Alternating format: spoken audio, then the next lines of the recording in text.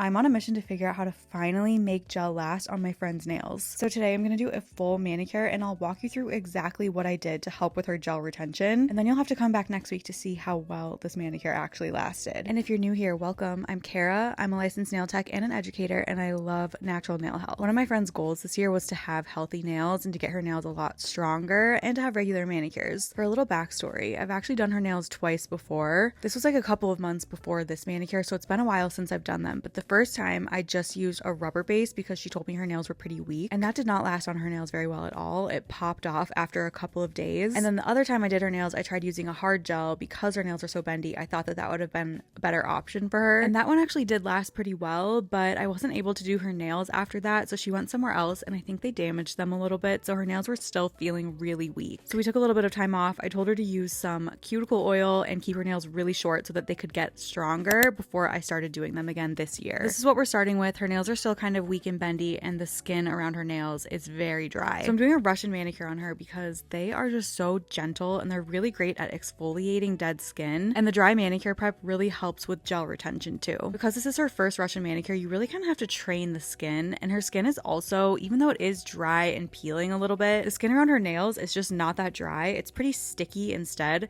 So I wanted to be extra careful that I was just taking off what was dead and not going too far to cause any pain. If you've never had a Russian manicure before, when it's done correctly, it really doesn't feel like anything. It doesn't hurt at all. It's actually really great for the nails because it's so gentle and it exfoliates all of the dead skin. So it's just my favorite process personally. And I'm not even going to worry about the skin that's around her nails, like her hangnails and any peeling skin. I'm going to deal with that at the end of the manicure. So the goal of the cuticle work that I just did with the flame bit is to exfoliate any cuticle off of her nail because that can cause lifting, and also to lift the skin on her sidewalls and cuticle area away from the nail. This helps get a very close polish application and can also really help prevent the polish from flooding into her skin. And since her nails are bare, I do just need to gently buff them because gel won't stick to a shiny, smooth nail. It needs to be like kind of roughed up a little bit. And since her nails are weak, I'm being super gentle not to cause damage during this step. I'm using a very, very gentle pressure here. I'm not causing any damage by etching off too much of her nail. I'm really just trying to make that texture so that the gel will stick. Now I'm just cleansing and dehydrating her nails really well, and also trying to get rid of any dust that was left behind from the nail prep. I really like wrapping a lint-free wipe around an orange wood stick and dipping it in alcohol and just gently going over that cuticle area and skin to make sure there's nothing in there too. Okay, now we're ready for polishing. So I got this new Kinetics base called Max Base. This is a super adhesive base gel that they have claimed works on even the most difficult nails to help with retention. I've been using this for a couple of months now and I really like it. I think that the retention and the adhesion with this one is really great. Today I'm using this as just a thin base layer and I'm going to put builder gel on top of it, but you can actually build a small overlay with this like you would with a rubber base. It doesn't provide that much strength when you do it that way, but it'll add a little bit of strength, but really this base is just like super adhesive and it's really great for helping with gel retention.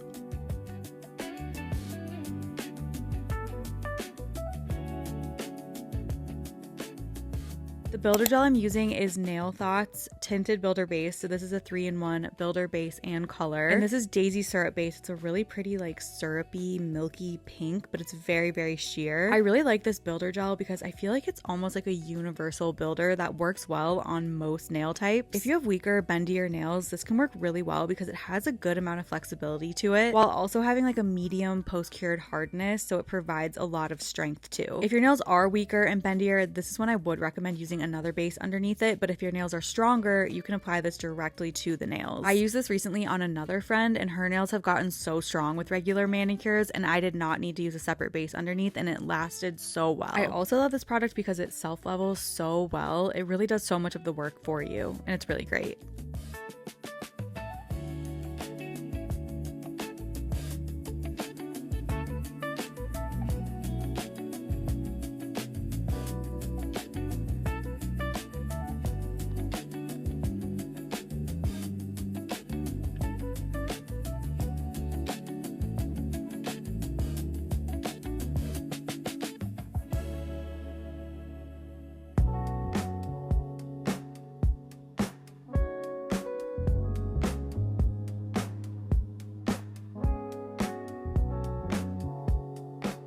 was also the first time I'm using this new light that I got from Sweetie Nail Supply. It's called the D-Gel Artist Lamp. One of my favorite things about it, in addition to being just a full-size, strong curing unit, it also has this space above where you can put one finger in for flash curing or for curing the thumb. And it's so comfortable for curing your thumb because it's elevated, and I'm just obsessed with this light so far. It's really great and I highly recommend it. I'll also link my video where I did like a full review of it if you're interested. And here are her nails with the builder gel fully applied, and now we can move on to color gel. I just got this new collection from Rosy Hip called Rose and Rosy. It's like clear magnet gel with different colored magnetic particles in it. All of the bases are kind of like pinks and purples or neutrals, and then the magnetic particles inside are either pink, champagne gold, or like icy silver. So we chose RM39, which is a pink kind of sheer base with golden magnetic particles inside. I think that this really pops with the Daisy Syrup base underneath because it kind of provides like a slightly milky base for the color, and then the color gel can just really pop and stand on its own. And I only had to do one coat, which was really nice for speed and also just keeping her nails thinner. If you put these on top of a clear base, they won't pop quite as much, so I'd highly recommend using like a slightly tinted base at least. This is how I activate the particles in the magnet with a little hack to help make this polish look less streaky. Sometimes if you have very, very fine magnetic particles inside of the polish, it can look a little bit streaky once you activate the magnet. So what I like to do is just kind of activate some of the particles a little bit to begin with, just to see that they're there, kind of wake them up. And then what I'm going to do is take the magnet and hover it directly over the nail, which is going to turn all of those particles down and push them away. In my mind, the particles are kind of like combing through the polish and like evening out the layer of polish. And then when you use the magnet again, like you normally would,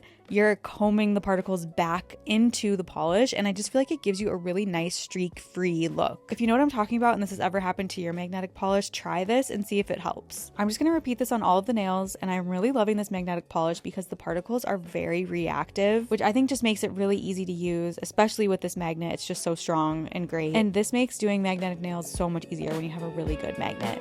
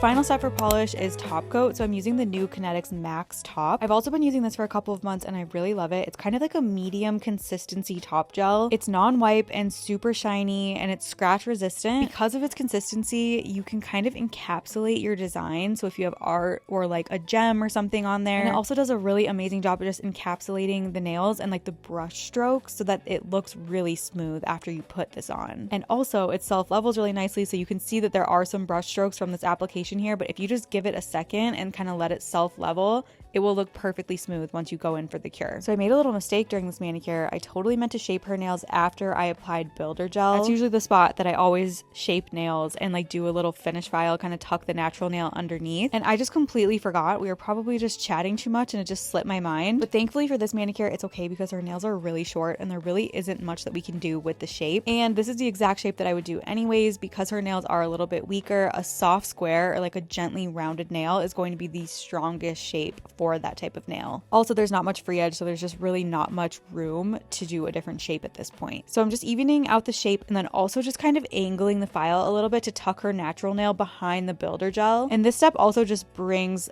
all of the layers together so that hopefully there's no lifting from the free edge. A finish file like that does not cause lifting. It does the complete opposite. All right, now we're doing one of my favorite ways to end the service, which is polishing the skin. So if you remember at the beginning, she had a bunch of hangnails and kind of dry peeling skin around her nails. So this is going to help us get rid of that and exfoliate it off. The bit that I'm going to use needs to be used with cuticle oil, and I love using this super thick cocoa nail oil. This is actually the one from Nail Thoughts, and it's called Summer Forever, and it smells like pistachios and caramel and vanilla. It's so great. And then I'm using this big ball bit from Erica's. It's like so large, and it's a super fine grit, so it's super gentle. And I'm just gently running this around the skin, around her nails, and this will just gently exfoliate off the dead skin and help with that peeling. This leaves the skin so smooth and polished, and since we've done this, her nails have not returned to being peely like they were before. It really makes such a big difference, and it just is like such a luxurious way to end a manicure too.